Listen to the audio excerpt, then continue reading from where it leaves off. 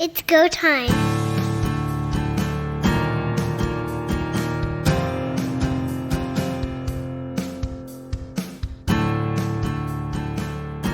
Welcome everyone to Third Down Gamble. Don Charbon here with Heath Graham today, and Pat has become the party animal for the group, so he's off to another function tonight, so we won't have his voice to grace this podcast, but we do have his picks, and we'll get to those later in the show. Not a lot of big news that came out of the CFL this week, but some interesting news that came out. Hamilton trades for an offensive lineman.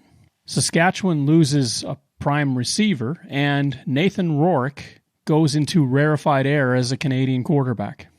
Let's start with Nathan Rourke. 2-0 this season so far for the BC Lions.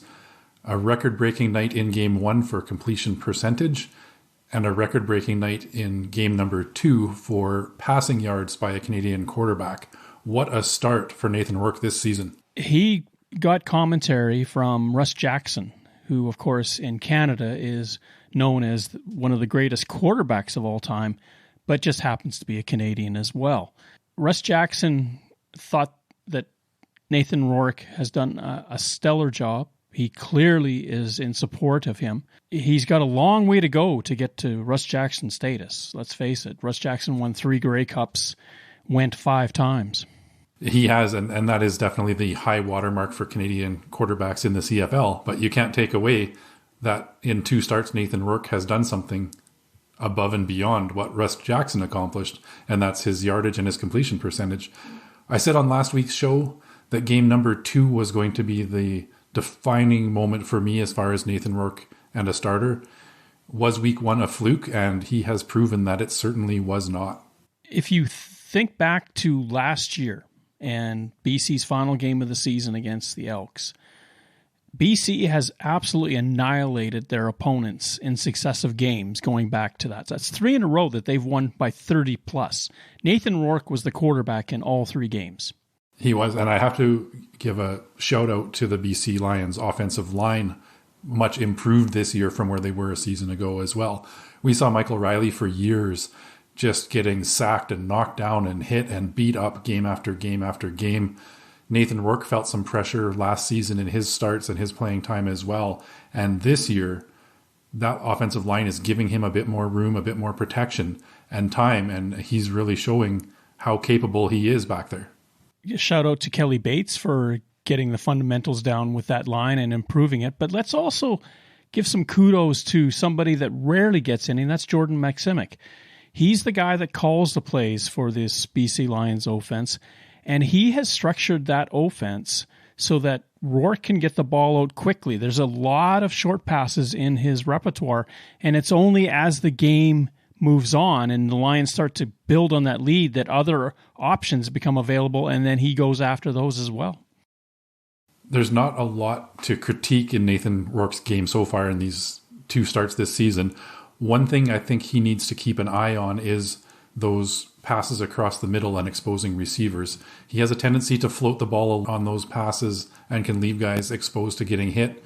He's very accurate and has a very strong arm as well. And that's, if I can say anything negative about a guy who's put up the points and the stats that he has in the first 2 games, I guess that's it. But something that with that receiving core, I'm sure he can continue to improve on.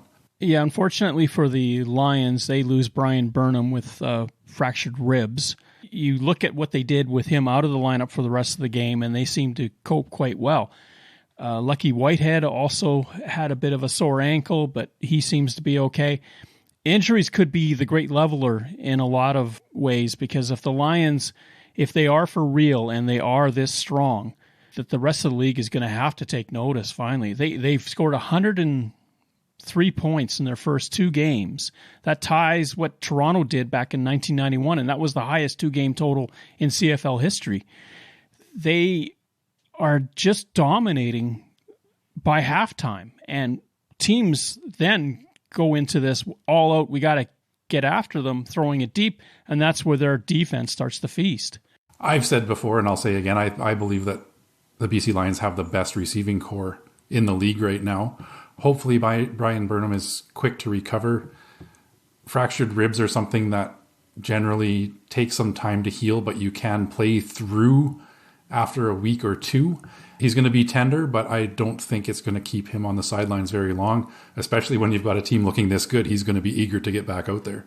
The record that was set by the Argonauts was Matt Dunnigan and Ricky Foggy. They were the quarterbacks of note. That team that year, of course, they went on to win the Grey Cup. Are the BC Lions on that same track?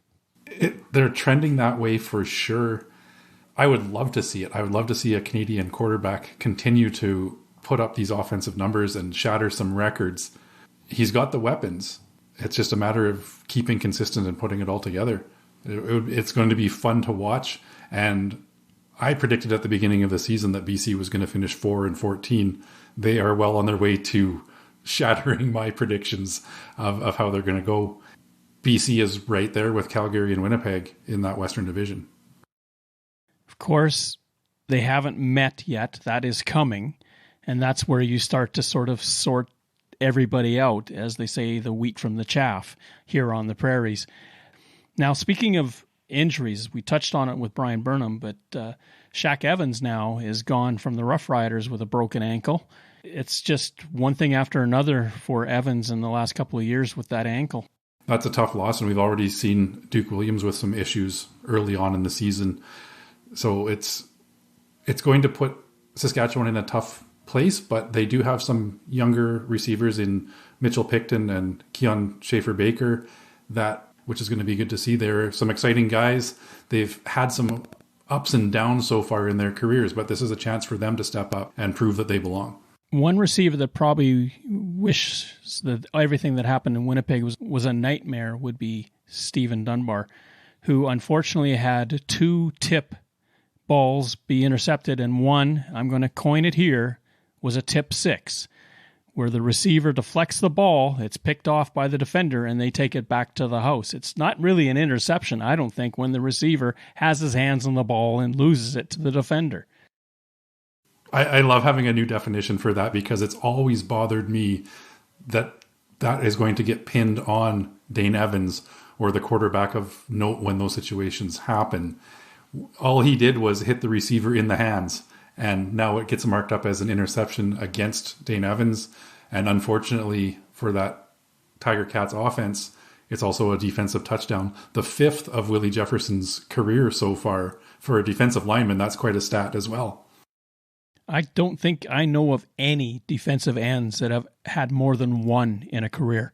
The fact that Willie Jefferson has 5 is just almost mind-boggling. He is quite the specimen and a different type of defensive lineman, and he proves it with his pass knockdowns and the ability to catch the ball. You don't see a lot of sure-handed defensive linemen out there. So the fact that he's capable of grabbing that ball and athletic enough to get it to the house time and again, that speaks volumes to what a star he is. He is one person, I think, that without Willie Jefferson, what is the Winnipeg defense, and do they win a second Grey Cup? It was a real tough pick to choose the defensive player of the year for Winnipeg. I said that there was 4 players on that team that could have easily been the nominee, and you wouldn't really second guess any of them. Adam Bighill was the one that was chosen last year. Willie Jefferson in 2019 also was honored with that award. And again, those 2 are stalwarts on that Winnipeg defense. We talk about BC putting up offensive numbers. Winnipeg's defense is right back to where they were in 2021 as well. I don't think we should be so scared that if a defender is so outstanding that they are the MOP of the league. A fair commentary on how well that player has played, not necessarily on the state of the league. I agree. And it seems the trend, the majority of the time, is to give it to the quarterback. Even the MOP in a Grey Cup game, it seems 80-85% of the time it goes to the winning quarterback. And you look at last year's Grey Cup game, I don't believe that Zach Collaros was the most outstanding player in that game by any means. He led the offense to victory, but he wasn't, in my eyes, the most outstanding player. And even as far as the league award last year, you can't argue with his win-loss record since taking over as the starting quarterback in Winnipeg, but he certainly didn't put up gaudy offensive numbers. And I don't want to knock Zach Collaros. I think he's a great quarterback. I just think that we can maybe expand beyond the quarterback of note. The odd time if a running back has a phenomenal year, they might get that nod as well. Maybe a receiver, and that's kind of about it. Nathan Rourke could be in the running already, but of course we've got 16 more games to go. Already, though, on the television side, Nathan Rourke is drawing eyeballs. The BC Lions game against Toronto was the highest rated game of the weekend. Typically, that's a spot reserved for the Saskatchewan Roughriders. This does not include RDS's numbers, so we don't know if RDS and the Saskatchewan-Montreal game would have garnered even more viewers than what shows here. Approaching 500,000 people watching that Lions-Argonauts game. Now, it wasn't a showcase game by any stretch, but it did showcase that Lions team, especially that offense, and their star quarterback. The numbers for television, though they were low week one, have steadily gone up. And you can tell that there's an interest again brewing. Storylines like Rourke make this league exciting. They do. And as I said earlier, I hope he keeps rolling on it. I would like to see more attention from the Canadian sports media about Nathan Rourke. We do see snippets of it here and there, but TSN, who has all of the games on, should be leading Sports Center with stories about Nathan Rourke and what he's been doing so far, how he is comparable to other great CFL quarterbacks, other great Canadian quarterbacks. What he's doing is phenomenal and should be talked about more than it is. Second down. It took about 15 seconds and the opening game of the week was over as the Montreal Alouettes then rolled to a 37-13 win over the Saskatchewan Roughriders. The first loss of the season for the Roughriders, the first win for the season for the Alouettes. First time this season an Eastern team has beaten a Western team. It's also the first time that an Eastern team had hosted a Western team, so we'll see how all that plays out. The touchdown by Chandler Worthy, 88 yards on the opening play. This game is going to start a bit of a quarterback controversy in Montreal if there wasn't one brewing already. Vernon Adams Jr. was unavailable due to COVID-19. Trevor Harris came in, 16 for 22, 262 yards and a touchdown. He looked solid leading that offense, spread the ball around to many, many receivers. 8 different receivers caught a pass for Montreal in that game. And as you said, scoring a touchdown on that opening play, Montreal got some energy and just kept rolling with it. It almost felt like the Rough Riders couldn't get across midfield in the first half. They just struggled mightily. Cody Fajardo, 17-28. You think, well, not bad, but 191 yards, not great. 2 interceptions. He didn't look settled back there. Mason Fine gets some playing time, 7 of 9, 83 yards, a touchdown and an interception for the Rough Riders. If Saskatchewan is going to get out of their offensive funk, which I think they're starting to get into, something's going to have to change with either the running game or the deep threat game. And with Shaq Evans out, the deep threat game may not be available, so the running game has to get better. The Riders in Montreal rushed for 54 yards. Tough night all around, and I was very impressed with the Montreal Alouettes defense in this game. As you said, the Rough Riders struggled to get over midfield early in the game. Sorry, not only was it the kickoff return for the touchdown, but that defense was just all over Cody Fajardo. Didn't give him much time to do his thing, and we saw the end result. Montreal dominated in this game. 8 quarterback sacks by the Alouettes. Going into that game, Saskatchewan had more sacks than the Eastern Division. That changed immediately with the Alouettes' dominance. Keon Julian Grant, 2 receptions, but a 70-yard touchdown was one of them. And Tyson Philpott really making his mark as a rook, a 66-yard reception. Big nights for both of them. The Alouettes were able to move the ball to whomever they wanted on the receiving corps. Saw Mitchell Picton targeted 3 times, and he caught all 3 passes for 37 yards. And Keon Schaefer-Baker targeted 10 times, 8 receptions, 53 yards. So these are the keys moving forward for the Rough Riders. Again, not as much of a deep threat. So that's something that they're going to have to really work towards in replacing Shaq Evans while he's out recovering from injury. The other part of the game that the Rough Riders have to clean up, 11 penalties. You just can't keep giving up plays with penalties. Game 2, the Hamilton Tiger Cats in their rematch in Winnipeg to take on the Blue Bombers. And Winnipeg outlasted them, I think is a fair comment, 26-12. The Ticats were in this game until the fourth quarter. They were. Once again, Willie Jefferson with an interception return for a touchdown. An interesting thing I've noticed so far this season in Winnipeg's 3 games. Both games against the Ottawa Redblacks, the offense put up 19 points. This game, you take away Willie Jefferson's return for a touchdown, Winnipeg put up 19 points.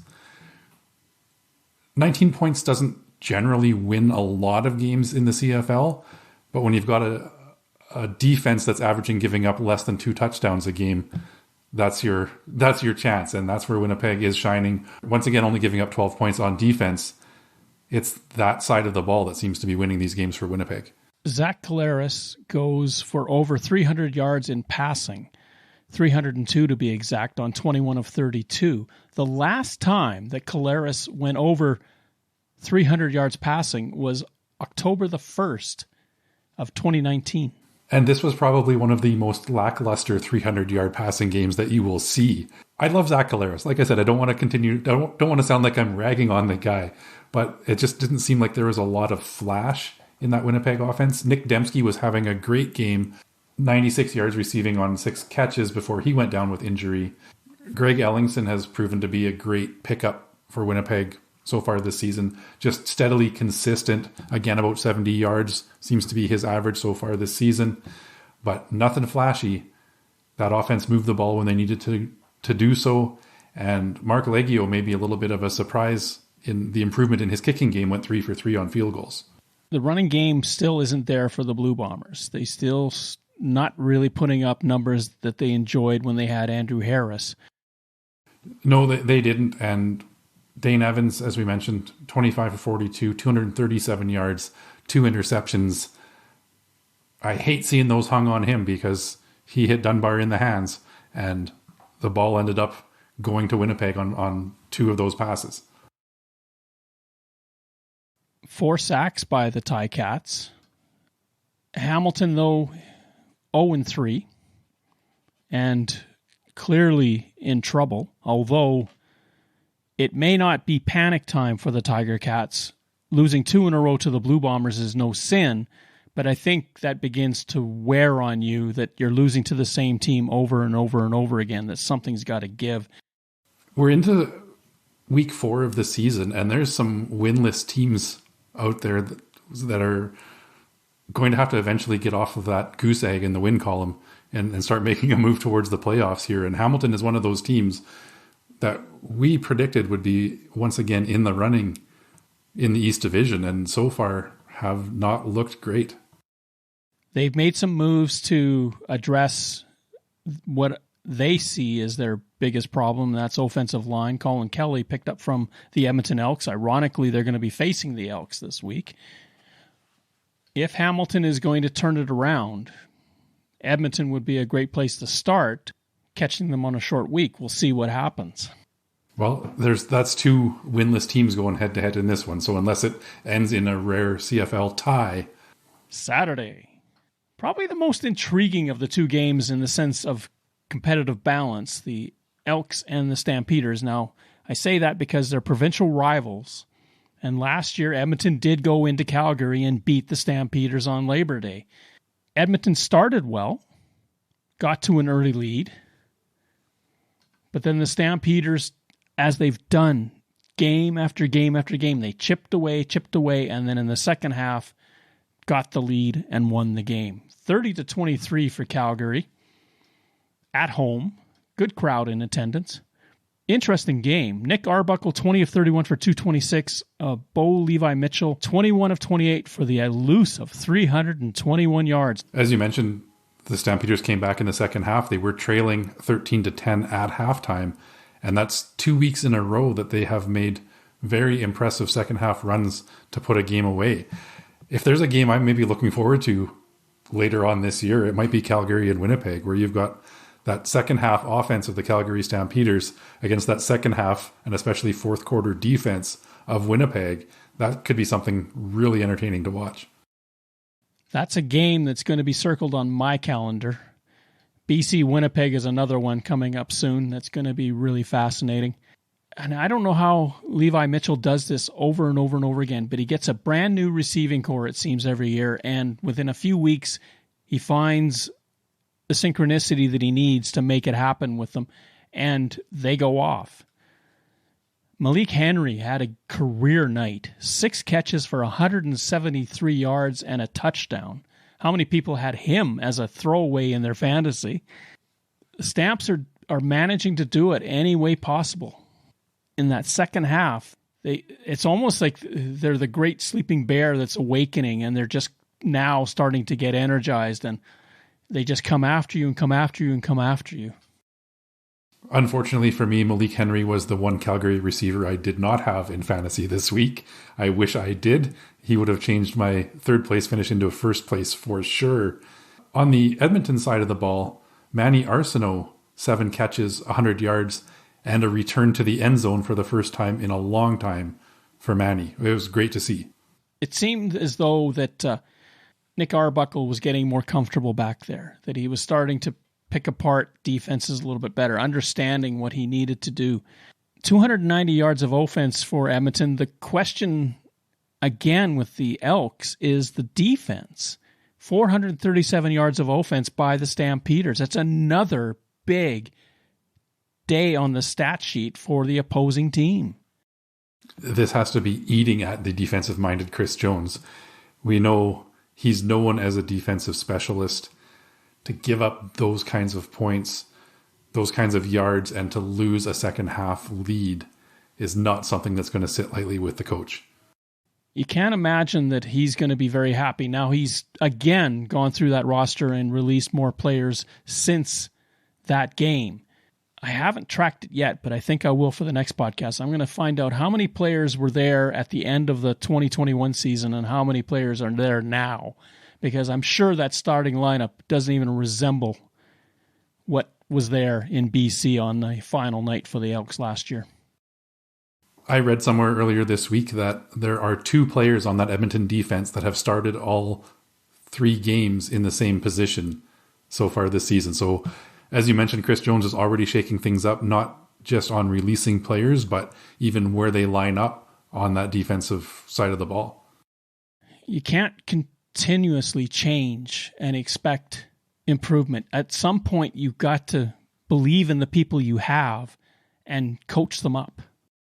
There's a tendency to over-tweak things and move too many pieces around. You're right, they need some continuity, but my best guess is that Jones is looking for that spark. He's looking for somebody that he's moved around to all of a sudden be the shining star that he can latch onto and try to lead the rest of that defense. And right now, they don't seem to have that person. That person is playing for the Winnipeg Blue Bombers, defensive end, wearing number 5, Mr. Willie Jefferson, and there's only one of him. The final game of the evening, the one that drew the most attention on television, the BC Lions hosted the Toronto Argonauts. McLeod Bethel-Thompson, when he was pulled from the game, was fuming. Nathan Rourke sets a record for Canadian quarterbacks with 436 yards of passing. And the Lions roar to a 44-3 win. McLeod Bethel-Thompson may have been fuming when he got pulled from that game, but show me the stats that showed that he needed to be still in there. 15 for 21, 71% completion, good numbers, 178 yards, 1 interception. So not really playing lights out football. and you look at what BC did on offense, at least 10 points scored in every quarter. They put up 14 in the fourth quarter. They just fired once again on all cylinders. Nathan Rourke and that receiving core could do no wrong. 4 quarterback sacks for the Lions, 583 yards of offense. You're not going to win against those numbers usually if you're the Toronto Argonauts. You've got to do something to slow them down, and Toronto on defense didn't find a way to do that either. How much longer do you think Ryan Dinwiddie is going to continue to put McLeod Bethel-Thompson out there as the starting quarterback? Is he seeing enough yet from Chad Kelly that it might be time to make a change there? I don't think you're going to see Chad Kelly this week unless he's coming in because McLeod Bethel-Thompson has a really brutal night. 2 of 4 against BC for 26 yards isn't really a great resume that you can look at. He had an interception in those 4 passes. Do the Argonauts feel confident in either quarterback at this point? That might be it. I don't know if there is a solid starting quarterback in that lineup right now. We mentioned earlier Brian Burnham got injured, 2 catches for 34 yards, but other receivers in that receiving corps stepped up. Dominic Rhymes had one of his best nights of his career, 8 catches, 143 yards, and 2 touchdowns. We mentioned the consistency of Lucky Whitehead, 9 receptions, 87 yards. Javon Katoy had another great night. The list of BC receivers that had great nights just continues to build as Nathan Rourke goes out there and performs his magic. He's in rarefied air, as we noted right off the top. We'll see if it continues. It's hard to maintain that level of excellence. At some point, you've got to have an off night, but maybe not. We mentioned the improvement on the offensive line for BC. They only gave up 1 sack, and rushing the ball, they had over 150 yards rushing combined with everybody. Again, that's been a weak point for BC's offense for some time, and obviously they recognized that, took it to heart in this offseason, made some improvements there, and that is what is helping to spark this offense. David Mackey put in a lot of good work for the Lions, 16 carries for 90 yards. This all after James Butler was knocked out of the game early. Mackey took over and kept the beat going, as it were. It was unfortunate to see him get knocked out of that game, especially after what he did in their first game of the season. But they didn't really seem to miss much of a step with David Mackey going in there, 5.6 yard average and a touchdown. That was a great night for him. Hopefully Butler comes back healthy and continues to build on what they've got going so far. 3rd down. If I asked you who's leading the league in passing yards, who would you come back with? Nathan Rourke. Dane Evans. Rourke, if you can believe this, is 6th in total yards. I guess 1 less start than most of the teams so far this season. You're exactly right. A big week in the CFL. It could be an interesting week in the CFL as we get into week 4. So let's start with Thursday. And we've got a team coming off a bye, the Ottawa Redblacks, hosting the, can I say, powerful BC Lions? The surprising BC Lions. This one's a really tough game for me. We saw the Redblacks give Winnipeg all they could handle in 2 games. Jeremiah Mazzoli looked great, putting up a lot of passing yards. Unfortunately for them, just not a lot of points so far. Ottawa's defense kept Winnipeg in check in those 2 games as well. At some point, as I said earlier, these teams that are sitting with 0 wins are going to have to put some wins up. And this one might be the one for me. I think given that Ottawa is playing at home and what we've seen from them so far, this is the game that Nathan Rourke is going to cool off a little bit, and the Redblacks are going to pull out the win. I don't see that Ottawa has enough yet to win this football game. BC can cover and likely will cover. The Lions traditionally play well in Ottawa as well. Now, it is a short week for the Lions, and this is going to help the Red Blacks because BC played Saturday night. Now it is Thursday night that they're playing again. We saw what that did to the Saskatchewan Roughriders when they traveled east. When you don't have practice time, you don't have time to rest up, it does impact. That does mitigate BC's opportunity to win, but I don't think it exacerbates it. The Lions, I trust, will not only win, but cover. Not only are they playing on a short week, they're playing against a team that is coming off a bye. So Ottawa has had lots of time to rest, recover, practice, and come up with a game plan. On Friday, the Tiger Cats and the Elks go at it at the Donut in Hamilton. Hamilton favored by, at least at this point, minus 6.5. This one is probably the toughest game of the week to call. We're seeing two teams sitting with 0-3 records. Neither team has looked absolutely phenomenal in any of their games thus far. I think it's going to be closer than a 6.5 point spread, but Hamilton with the home field advantage. Dane Evans putting up those impressive passing yardage numbers, as you mentioned earlier. This is the one where Hamilton gets their first win of the season. Given all the changes in Edmonton, I'm not satisfied that Jones has really come up with his combination yet. Shai Ross is now in British Columbia. Means they've got to come up with another receiver. Ticats, even at the 6.5 favorites, I'm going to say they cover at home. Saturday night, the Rough Riders in the rematch against the Montreal Alouettes. Now, you mentioned earlier in the show, Vernon Adams Jr. is back practicing with the team. Alouettes took it to the Rough Riders last time they played. This is the real question game for the Saskatchewan Rough Riders. Are they the Grey Cup contender, or are they Midland? If Montreal can pull off a victory in Regina, this is going to put the Rough Riders in a pretty tough spot already in that West Division, staring up at BC, Winnipeg, and Calgary. This should be a bounce-back game for Cody Fajardo and the Saskatchewan Rough Riders. Montreal is going to start having some question marks about quarterback. If I was Kahari Jones, I would probably hand the ball back to Trevor Harris, given what he did last week against Saskatchewan. I believe it's his start and his opportunity to lead the team until he struggles enough that you feel confident that Vernon Adams Jr. is the better option. There was a lot of shock for the Saskatchewan Roughriders last game being without center Dan Clark. I think they've had enough time now to get over that, come up with a game plan on that offensive line. This is Saskatchewan's game to win. However, it will be a close one. I think this one comes down to a Brett Lothar last-second field goal for the win. So Saskatchewan to win and not cover the spread.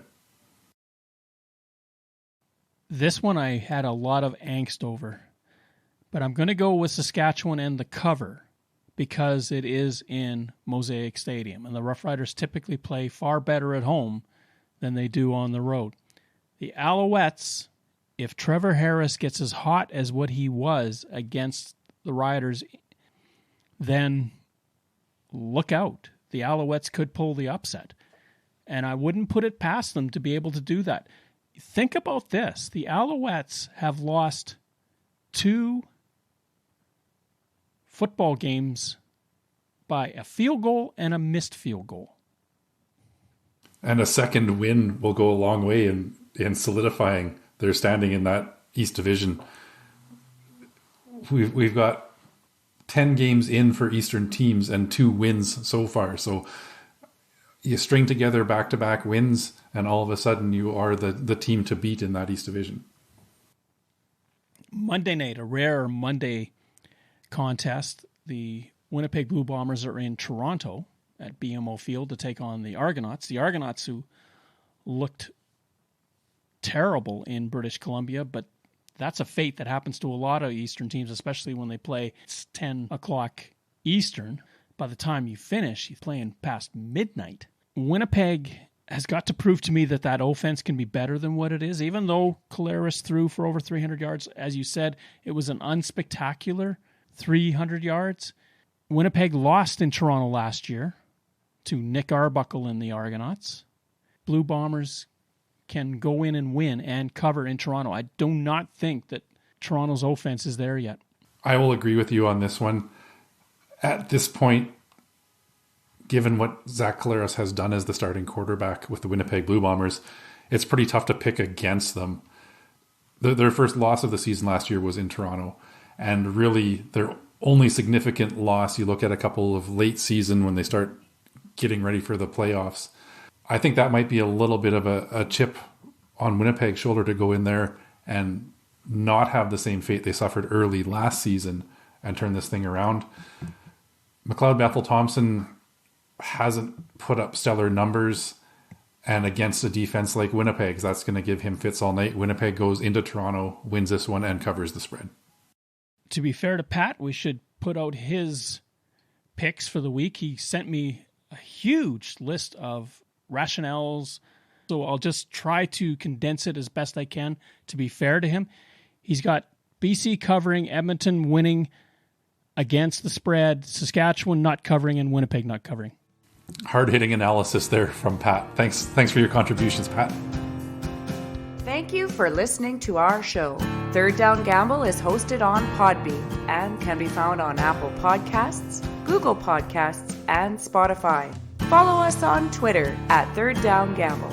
Join us again, the Third Down Gamble podcast, audio worth watching.